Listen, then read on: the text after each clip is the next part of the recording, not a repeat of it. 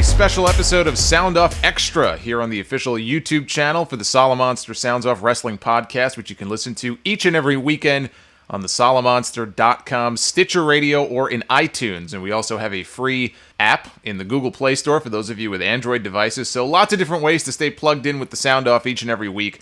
This is your official Hell in a Cell 2013 review for last night's pay-per-view from Miami, Florida. An average show, which actually peaked with the opening match. The Tag Team Championship match that opened the show was the best thing, easily the best thing on the entire show. And really the only truly excellent match, I think, all night. And it went steadily downhill from there. This is the third pay-per-view in a row where WWE has given us a questionable finish. Or if you want to be more blunt about it, another fuck finish for the third time in a row. If you don't count SummerSlam, which I don't. SummerSlam had the Money in the Bank cash in. I thought SummerSlam was an excellent show, but Night of Champions, we had the fast count. Daniel Bryan won the championship, but really didn't. Had it taken away from him the next night. Battleground earlier this month, I went off on the finish to that pay-per-view. Just absolutely ridiculous to have a pay-per-view go off the air the way it did earlier this month. And now we have Hell in a Cell, and the best thing I can say about what we saw at the end there is, hey, at least we got an actual finish this time. Somebody won. We have a new WWE champion. It was a good run for Abeyance. He is no longer the WWE champion, although Abeyance does have more time as the champion than Daniel Bryan does. But we do have a new champion, that being Randy Orton. I have no idea how many titles that is for him. 11, I think? I've lost track. But it's just hard for me to believe that the same people who booked SummerSlam, which was such a great show, I thought, at least the top matches, all delivered. I had a lot of fun watching that show. Are the same people responsible for what we've had now the last 3 times on pay-per-view? It just makes me scratch my head and ask, what happened? I don't have a good answer for that. We'll start from the beginning and run right through this. The Hell in a Cell kickoff match was scheduled to be Curtis Axel defending the Intercontinental Championship against Big E Langston. Axel blew out both of his hips during a tag team match on Raw last Monday, apparently while he was in the ring with Big E. I don't remember exactly where that might have happened, but it happened. He got hurt, and they didn't know the extent of the injuries until later in the week when they pulled him from the match. So on the pre-show, and by the way, the pre-show panel was made up of Caitlyn, R-Truth, and Dolph Ziggler. Yes, I talked about this on the Sound Off this weekend, episode 297. Dolph Ziggler reduced to the role of analyst here on this pay-per-view. And Big E Langston actually joined in as an analyst, and it was kind of weird seeing Dolph and Big E both in suits standing next to each other, and no harm, no foul. Remember, they had a feud going there for a while that just got dropped, and it was never spoken of again. So there's Big E, and they had an interview with The Shield, and they set up a Big E Dean Ambrose U.S. title match for the pay-per-view. They jaw-jacked back and forth. Big E challenged him. Ambrose was reluctant. And in the end, he accepted the challenge. So instead, on the kickoff show, we had Damien Sandow, Mr. Money in the Bank, taking on Kofi Kingston. And wouldn't you know, Damien Sandow actually won a match. I had to pinch myself to see if I was actually dreaming. No, he actually did. He won a match, which is a rare thing for Damien Sandow these days, or really anybody who holds the Money in the Bank briefcase, unless your last name is Orton. So Sandow won the match and was teasing a cash-in. They even showed him later on during the pay-per-view backstage clutching the briefcase. That pretty much told me right there he was not going to cash in, which he didn't. But that was the pre-show. The pay-per-view started out hot. This was the best part of the entire show. It was a 3-way for the Tag Team Championship. The Rhodes Brothers, Cody and Goldust, defending against The Shield and the Usos. These teams work tremendously well together. Anytime the Rhodes, the Shield, the Usos, or any combination of those guys are in the ring together, you're almost guaranteed to have, at the very least, a very good match, if not a great match. And this was a great match. The crowd was into it, a lot of action. There was a crazy superplex spot towards the end there where everybody's brawling on the outside, and Cody has Seth Rollins up on top. And from the top rope, not the middle rope, from the top rope outside, he superplexes Rollins into the pile. Very safe, but still a crazy move. People chanting, holy shit.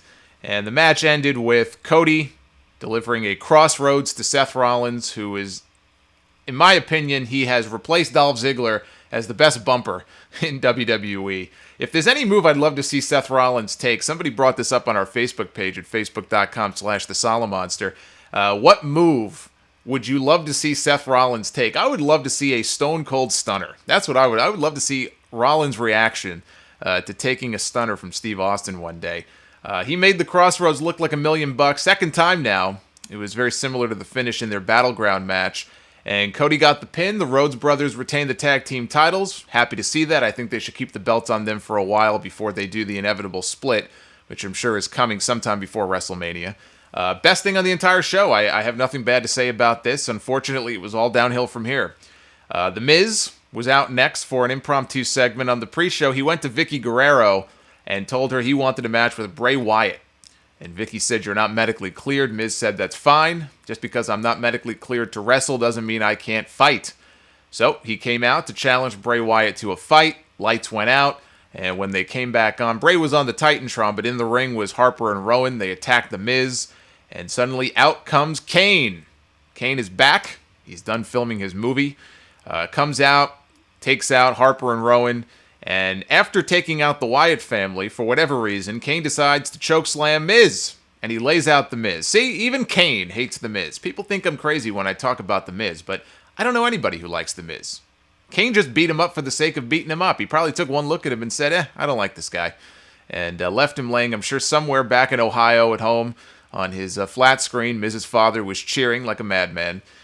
Kane actually got a bigger pop for chokeslamming Miz than he did for beating up the Wyatt family. That's not a reason enough to want to see Miz turn heel. I don't know what is. We got a bonus match on this show. So for those of you who paid your hard-earned money to see Hell in a Cell last night, you were treated to Fandango and Summer Rae against the Great Khali and Natalya. And all I could think of when I saw Khali walking out there is, really? Fandango and Khali on pay-per-view, yet Dolph Ziggler is relegated to the role of analyst? Something is terribly wrong in this company right here.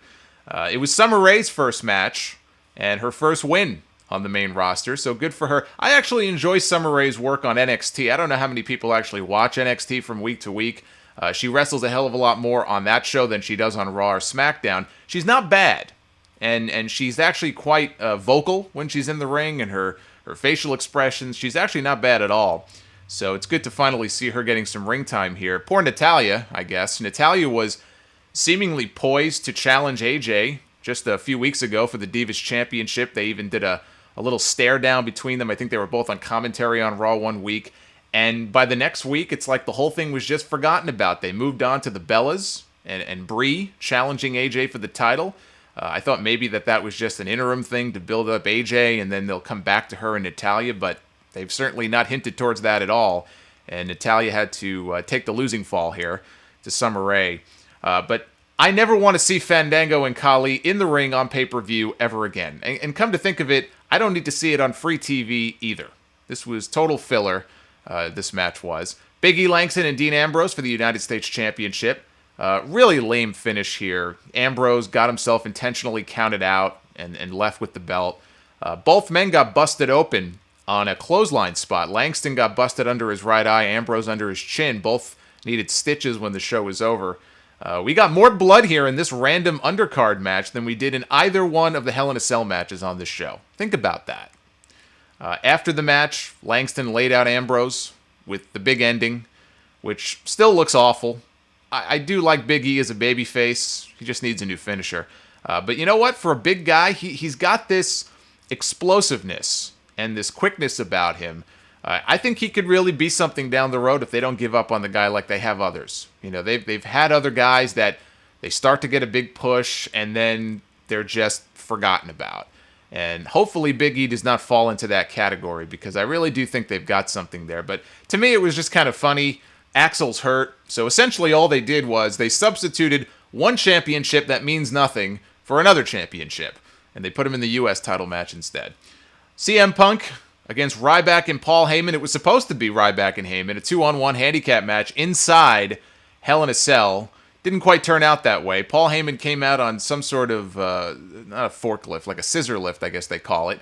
And they drove it down to the ring. They lifted it high up into the air. Heyman stepped out on top of the cage, so now he's on top of the cell.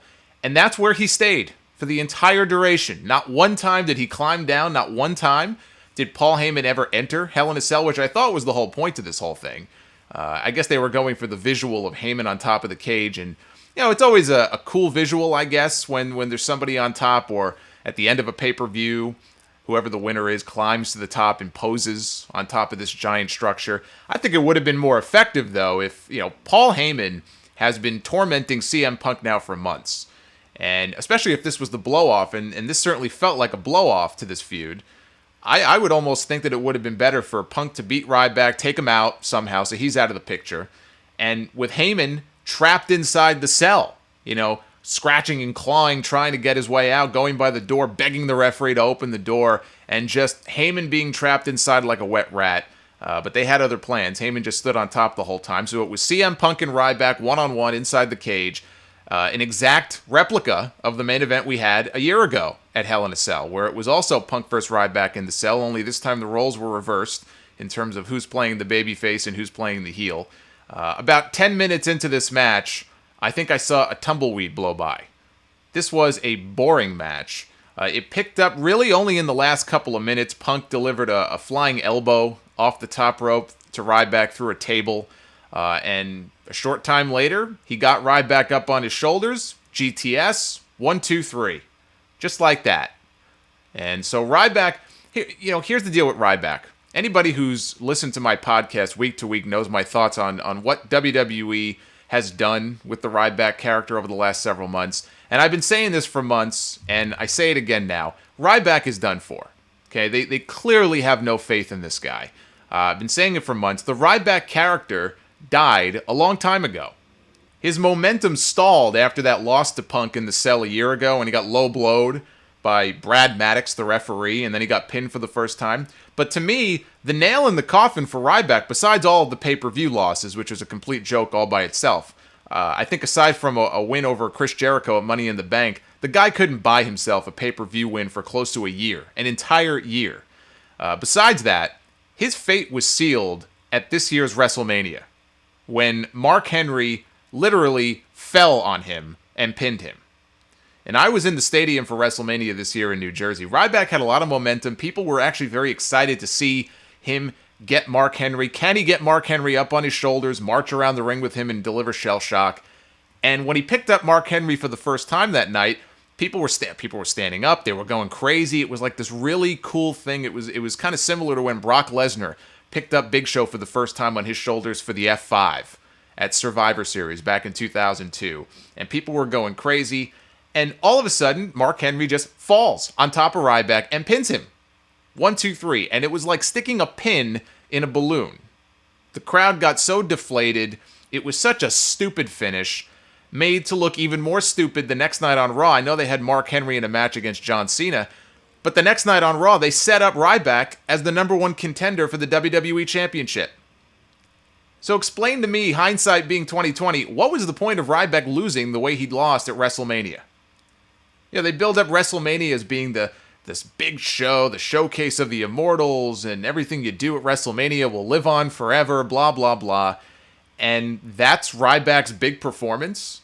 Is that some fat dude fell on him and pinned him? It was just, even then, it boggled my mind, because Ryback got up after the match, and he ended up picking up Mark Henry anyway for the shell shock. And by that point, it was still cool to see, but it was kind of like, it's over. Like, you ruined it. The match is over. You lost. It wasn't special at that point. They could have salvaged something with Ryback, I think, by having him, win in dominant fashion and then move on from there. But, almost every single move they've made along the way with this guy, it just leaves you scratching your head and wondering if they really ever had any intention of getting him over as any kind of monster. The fact that he would lose that way at WrestleMania, but then headline 2 pay-per-views as the #1 contender was just comical to me. So, in my opinion, that's when the Ryback character officially died a death. Like I said, they clearly have no faith in this guy. This sure felt like a blow-off to me, with Punk laying out Heyman on top of the cell with the GTS when it was all said and done. I thought they might drag the Heyman feud out through Survivor Series, and maybe they still will. But after last night, I say it's time for Punk to move on. The problem is, I don't know what he moves on to, unless he challenges for one of the 2 titles. And I don't see him doing that right now. There was some talk of maybe Punk versus Orton for the WWE title at WrestleMania next year, but if that's the case, what does he do in the interim? I mean, I can't see Punk challenging John Cena for the World Heavyweight title. I suppose it's possible. Those guys have great chemistry. I'm sure they'd have a great match. I just don't know if he moves beyond Heyman now, instead of them dragging it out another month or two, what does he do in the meantime? What is there for CM Punk to do other than challenge for one of the two titles? And if he does challenge Orton, let's say now, instead of at WrestleMania, what does that mean for Daniel Bryan? So there's a lot of questions here where CM Punk is concerned, but there are no questions with Ryback. Ryback is done. Ryback is finished. If there was ever a must-win for this guy, this was it, and he lost again. Los Matadores against the Real Americans. I was so hoping we would get a giant swing on the little midget on this show, but unfortunately that did not happen. Zeb Coulter was probably the best part of all this up until the giant swing that came later on.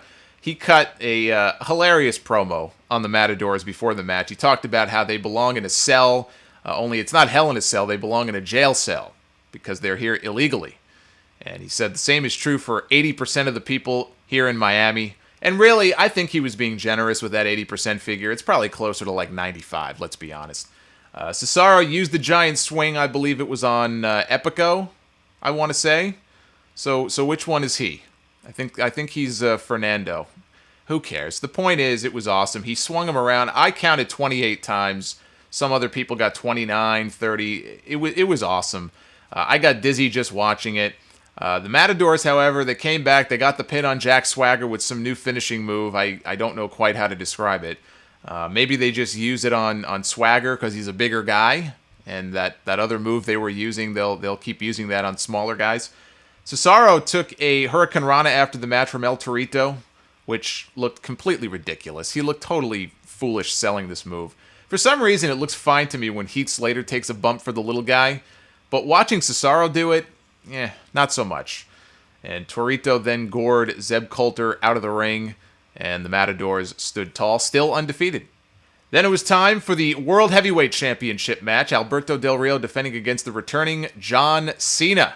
Cena comes out looking as gigantic as ever. I mean, you might think a guy who had surgery, has been out of action, and has only recently started training hard, and was only really gone 2 months. He wasn't even gone that long. Maybe he'd look a little smaller, a little bit different. Nope. Looked as big as ever. So whatever diet he's on, whatever training regimen he's on, I guess it's working for him.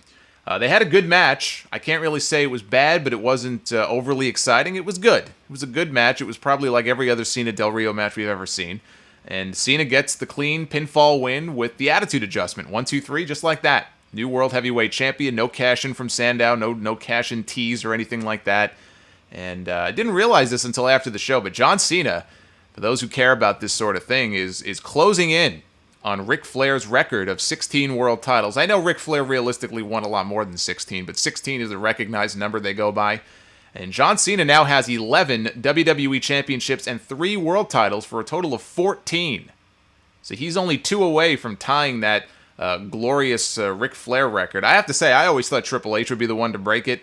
I'm quite frankly shocked that he didn't, although I guess there's always time. But Cena is well on his way to overtaking Ric Flair in the titles department. And here's the thing about John Cena winning the World Championship.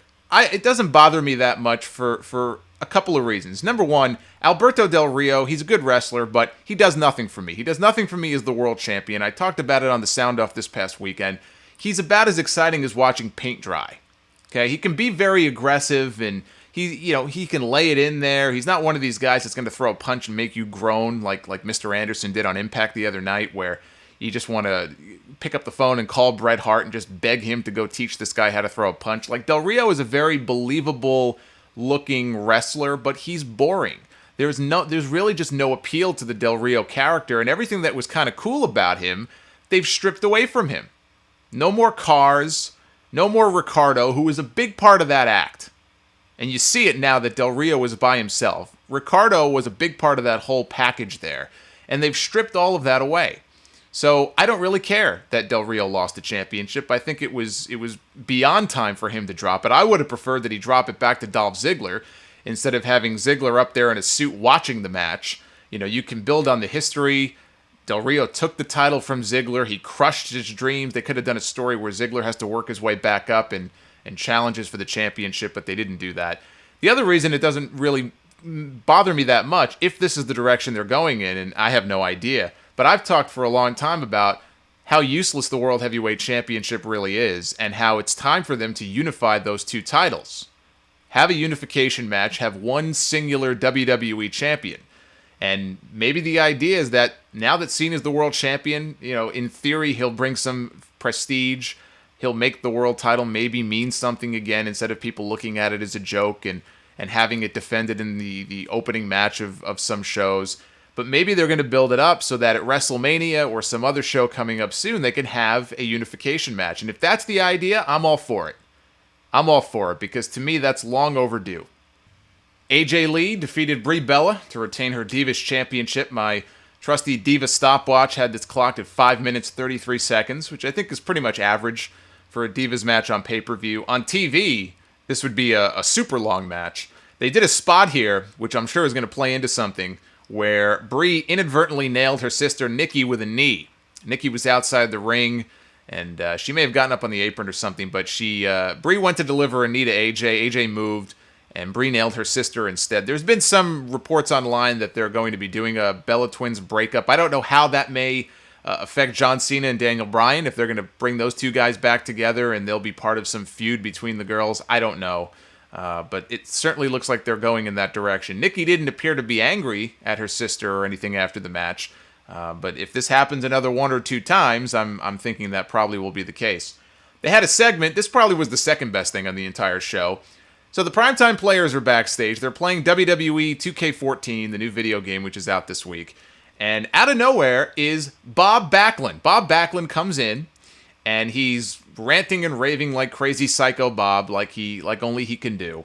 And the segment ends, long story short, with the Primetime Players and Bob Backlund doing the millions of dollars dance. Awesome. Bob Backlund is great. And for all the people who were complaining about Shawn Michaels, screwing over Daniel Bryan in the main event, you've got nobody to blame but yourselves. All those people out there who voted for Shawn Michaels in that fan poll on the app all those weeks ago, it's your fault. See, if you would have voted for Mr. Backlund, this never would have happened. So, I'm just saying. Main event, Randy Orton and Daniel Bryan, Hell in a Cell match for the vacant WWE Championship. Shawn Michaels, special guest referee. It occurred to me while watching this match that Hulk Hogan has beaten 3 out of the 4 men that ended up inside this cell. Shawn Michaels, Triple H, and Randy Orton. I'm not sure what relevance that has to anything. We were having a conversation as we were watching the pay-per-view about where Hogan may end up. Is he going to go back to WWE? Is he going to go back to TNA? And just the thought popped into my head. I'm watching this match thinking, Hulk Hogan has actually beaten everybody in this match that got involved, aside from Daniel Bryan. And who knows? Hogan claims he's training for one more match. If I'm Daniel Bryan, I'm worried about that. It was a good match. Again, this seems to be the pattern here, where it's good, but it's nothing special. We have seen better from Daniel Bryan and Randy Orton. We've seen better from them on pay-per-view. We've seen better from them on free television. Even the Night of Champions match, which had the referee fast count screwjob finish, but we went off the air thinking Bryan won the title, even that match was better. So, was it a good match? Sure. All they did was, they added the cell, and they added Michaels as a gimmick, and it was all tied into the storyline. Will Shawn Michaels do what's best for business? Will he, side with his buddy, or will he side with, Bryan, or will he be impartial, right? It was all about Shawn Michaels and Triple H, which is maybe part of the problem here, is that whole story was overshadowing the match itself. But I thought, the finish to this match was terrible. Just a terrible finish. Randy Orton wins the championship after Shawn Michaels super kicks Daniel Bryan. And the lead up to this was Triple H came down. He's yelling at Shawn Michaels to do the right thing. He wanted Shawn to count the fall, and he didn't want to screw Bryan. And then Orton gets out of the ring, and he's all up in Shawn's face. And at one point, Daniel Bryan, I think, is laid out in the ring. And outside the ring, we have Shawn Michaels, Randy Orton, and Triple H having a 3-way argument. Okay, so all the focus is on them. And Shawn Michaels ends up getting bumped by Bryan, okay, inadvertently. He didn't attack Shawn on purpose. It was an accident. So Triple H says, we got to get a doctor in there. Because Shawn Michaels, somebody bumped into him. When you put that referee shirt on in WWE, I think it just completely zaps you of all your strength. If somebody just gives you a love tap, you're going to be knocked out. So apparently this was enough to warrant bringing the doctor in. Triple H was very concerned about his friend. He ends up in the cell, and he grabs Daniel Bryan, who's in the corner kind of tending to Shawn Michaels. Triple H grabs Bryan and just throws him aside like a sack of trash. And he wants to check on his friend. And this infuriates Bryan. Bryan sets up for the flying knee. Triple H turns around. He gets nailed by the knee. I think he did anyway. That was probably the worst flying knee I've seen Bryan do. I don't know if he actually connected with Triple H or not. But he gave him the knee. And I guess the story they're trying to tell, and we'll know more on Raw tonight. By the time most of you watch this video, we'll know what direction they're going in. I know Shawn Michaels is supposed to be on Raw tonight. So whatever they're doing with him, it looks like he'll be around at least a little bit longer.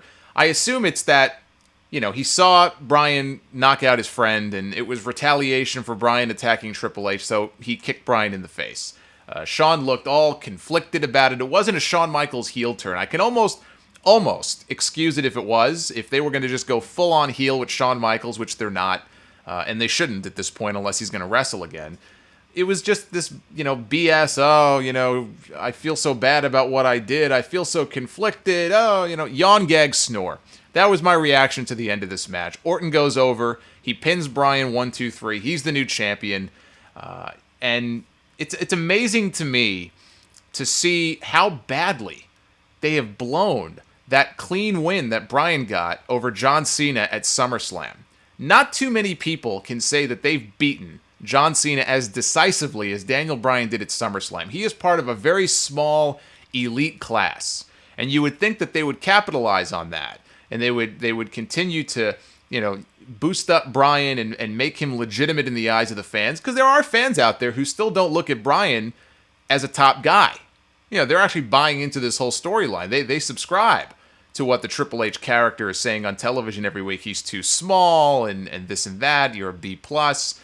And you would think they would want to build the guy up. If the idea is to really make him a bona fide main event player, certainly one way to do that is to give him a clean win over John Cena. And ever since SummerSlam, they've just completely bungled it to where it almost doesn't even mean anything now. It's almost like a distant memory. All the screw jobs, all the times, they're stacking the deck against him.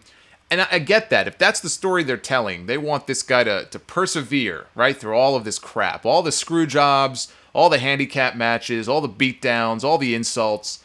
But when it happens time and time and time again, with little, if any, retribution in return, okay, the guy just keeps getting beaten and beaten and beaten, and he doesn't get that win, then, people start to look at the guy and say, maybe he really isn't that good. How many more times are we going to see Daniel Bryan get screwed? You go back and look at a lot of the top baby faces from years ago, and I'm just using this as an example. I'm by no means comparing Stone Cold Steve Austin to Daniel Bryan, two completely different characters, and Austin was a much bigger star. But if you look back at the last time, the establishment was screwing over the top babyface, and the last time it was probably really successful, was the Austin McMahon feud back in '98. Look, it's not like McMahon screwed Austin over every single month, and, without fail, Austin never got one over on Vince, and they just kept beating Austin and beating Austin and beating him until finally he won the big one. They went back and forth. Austin would get one over on Vince. Vince would do everything in his power. He would send different people out to take out Austin, and most of the time it wouldn't work. Sometimes it would. Sometimes they would screw over Austin and take the title from him, but then Austin would show up the next night on a Zamboni or something, and he would, make McMahon look like a fool. And it made for entertaining television, and that's part of the problem too. I don't find this entertaining at all. At the end of the day, I thought I'm supposed to watch this and have fun. You're supposed to watch Raw Monday night now, 3 hours every week, and have fun. I can't really say that this storyline is much fun at all. It's pretty lopsided, actually, and it's really maddening. If you're a fan of Daniel Bryan, of his character and of his work, it's just got to be so frustrating to watch this week in and week out. And let's look at some of the other things here, too. Conspicuous by his absence, the Big Show. And I think I missed it. I think they made some announcement about there being a restraining order, and that's why Big Show couldn't come to the arena. But, I'm not complaining about the fact that we didn't get a fuck finish with the Big Show. Instead, we got a fuck finish with Triple H and Shawn Michaels, so just substitute one guy for the other. But it does beg the question, why has Big Show ended the last 3 episodes of Raw as the top babyface? You know, Big Show is coming out there like he's the top guy 3 weeks in a row, and then we have a pay-per-view where he isn't even in a match. He doesn't show up. He's just not there. And like I said, that's fine. I didn't need to see the Big Show break into the cage and interfere or lay both guys out like he did at Battleground. But I'm just saying, it begs the question, why has he been the focal point, essentially, of Raw for much of October? So there's that. I guess they're building him up for Triple H at Survivor Series, which tells you what they think the main feud is. The other thing I have to mention here, this was a Hell in a Cell match on a pay-per-view called Hell in a Cell. And there were actually 2 of them. There were 2 Hell in a Cell matches on this show. You had Punk against Ryback and you had Bryan against Orton. Neither time did the Cell really come into play at all. Okay, in the Punk match, I guess they had Heyman on top.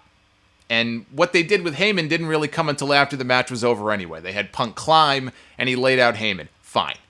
Aside from that, when did the Cell really come into play at all last night?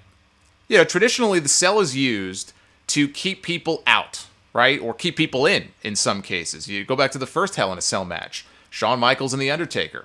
Undertaker was being tormented by DX every single week. They had a match at the pay-per-view before Bad Blood that year in 97 where Triple H and Chyna came down to interfere. So the whole point was, we're going to put these 2 guys in this brand new structure, this gigantic cage that will keep out Triple H and will keep out Chyna. It's going to lock Shawn Michaels in there like a trapped rat with The Undertaker. That was kind of the point of the whole thing. And the Cell did come into play in that match. You know, he would rake Shawn's face against it like a cheese grater. Back then, blood was okay. Blood now is not okay. And I don't care what people think about blood. The fact is, if you're going to have a Hell in a Cell match, you've got to have blood. Without the blood, it doesn't... You know, you're trying to portray this as this barbaric structure. It's just funny to me. We had more blood in that Big E Dean Ambrose undercard match than we did here. Although I guess Orton got a little cut on his leg, so we got a little bit of blood. But back then, you know, you got these iconic images of Shawn Michaels or The Undertaker wearing this crimson mask. Shawn got out of the cage in that match. He climbed it, and, you know, Undertaker knocked him off the cage. We all know Foley and The Undertaker and the crazy bumps Foley took. I don't ever need to see anybody get tossed off the cage again, but make use of it in some way. It never really came into play in either of these matches, and this highlights the problem with this whole Hell in a Cell pay-per-view. It really shouldn't exist. It's just killing. It's watering down the Hell in a Cell concept. It's like, oh, look, it's October, so I guess we have to do a Hell in a Cell match. Instead of having a real reason and saying, okay, we're going to use it to blow off this feud. These 2 guys have been feuding. They've had this blood feud. They hate each other. They've had a couple of matches. We're going to blow it off inside the cage. Once and for all, we're going to lock them in there and let them go at it, and there's going to be a winner. If there's a reason for it, great. Don't just look at the calendar and say, oh, it's October, so we have to come up with a Hell in a Cell match to have. Now, I don't know if Hell in a Cell is even on the schedule for next year. I've read that it may be eliminated. I hope it is. If this was the last Hell in a Cell pay-per-view, I have no problem with that at all. I know there's talk of them maybe bringing back the WCW Bash at the Beach pay-per-view title, maybe doing that in June. Maybe, possibly, finally, after all these years, doing a War Games deal at the October pay-per-view. I guess that would be Battleground. I don't know why you wouldn't just do War Games at Survivor Series. I've said that for years. But whatever the case may be, if this was the final Hell in a Cell show, that's a good thing. You're just taking a cell and putting it around these guys, and they're having a normal singles match inside the cage. That's why there was nothing exciting about either one of these matches. They were just glorified singles matches that happened to have a chain link fence around them. There really is no point to it. And as far as what we saw at the end of the show, Shawn Michaels, who knows? Maybe Shawn has agreed to come back, and he's going to step in the ring and have a match with Daniel Bryan. That'd be a hell of a match. I mean, last time Shawn Michaels had a 4-year layoff and came back, he looked pretty good in the ring. So I don't have any doubts that after 4 more years, if he were to step back in the ring, he and Bryan could have an excellent match. Or maybe it's going to be Shawn Michaels and Triple H. I think they've always wanted to have a WrestleMania match together. Maybe that's in the cards. I guess we'll find out what direction they go in with Shawn. But on this show, it just made for a really underwhelming, lackluster finish to what I thought was just an average show. Excellent opening match. But everything else on the show, was it worth $50? No way, not even close. And, there's been a lot of talk lately about this WWE network. Finally, we may see the network make its debut next year, maybe as early as February. I'll believe it when I see it. The idea all along, and they've talked about this, their business model, I guess, for it, is to shift these B-level pay-per-view shows over to the network for free. So essentially, the only thing you would pay is whatever your subscription fee is per month for the network. But these shows like Battleground and Hell in a Cell would be free if you have the network. You could still pay for them on pay-per-view if you don't have the network, but they would be free, in effect, for everybody else. They keep giving us shows like this. It's hard to justify why anybody would spend anything on these pay-per-views. So, John Cena and Randy Orton stand tall as the champions in WWE. 2013, everybody. Almost 2014. I guess the more things change, the more they stay. Who am I kidding? Nothing ever changes. If you like what you hear and you want to see more of these videos, please consider making a PayPal donation to the Sound Off. You can do that on the Solomonster.com. There's a little PayPal donate box on the right-hand side. You can give what you can. Every little bit helps. Again, I do the normal Sound Off podcast every weekend. Normally it goes up on Sundays, and it pushes to Stitcher, iTunes, and you can get it directly on the Solomonster.com. And these Sound Off extras I do when I can as a bonus here exclusively on YouTube. So again, best way to support the show and support more of these episodes in the future is to make a PayPal donation. And if you do, I say thank you. That's going to do it for the Hell in a Cell wrap-up. Follow me on Twitter, @Solomonster. We'll be back with episode 299 of the Sound Up podcast this week, and we'll have more on the fallout from Hell in a Cell, Curtis Axel's injury, TNA, possibly being shopped around to the highest bidder. Yeah, I think if all of us got together and we chipped in a little bit, we could buy TNA.